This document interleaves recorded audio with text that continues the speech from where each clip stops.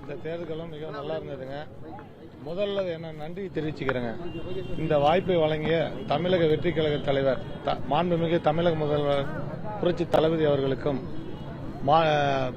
எங்கள் கழகத்தின் பொதுச் செயலாளர் அன்னார் மாண்புமிகு அமைச்சர் அவர்களுக்கும் சேலம் மத்திய மாவட்ட கழக செயலாளர் பார்த்திபன் எம்எல்ஏ அவர்களுக்கும் என் நெஞ்சார்ந்த நன்றியை தெரிவித்துக் கொள்கிறேன். முதல் முறை சட்டமன்றத்துக்கு போயிருக்கீங்க, எப்படி நிகழ்வுலாம் சட்டமன்றம் மரியாதையாகவும் கண்ணியமாகவும் நடந்ததுங்க.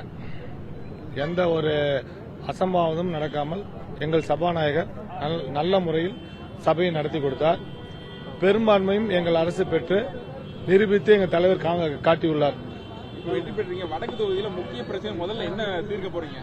முதல்ல பாத்தீங்கன்னா அடிப்படை வசதிகள் தீர்க்கணும். அதுக்கடுத்தது பாத்தீங்கன்னா எங்க வடக்கு தொகுதியில் கிட்டத்தட்ட பாத்தீங்கன்னா மதுபான கடைகள்லாம் பள்ளி கல்லூரி கிட்ட 4 கடை இருக்கு.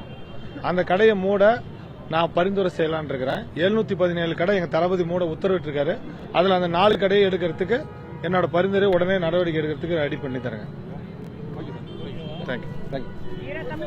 அது மட்டும் எனக்காக உழைத்த எங்க கழக தோழர் அனைவருக்கும் கோடான கோடி நன்றி தெரிவித்துக் கொள்கிறேங்க.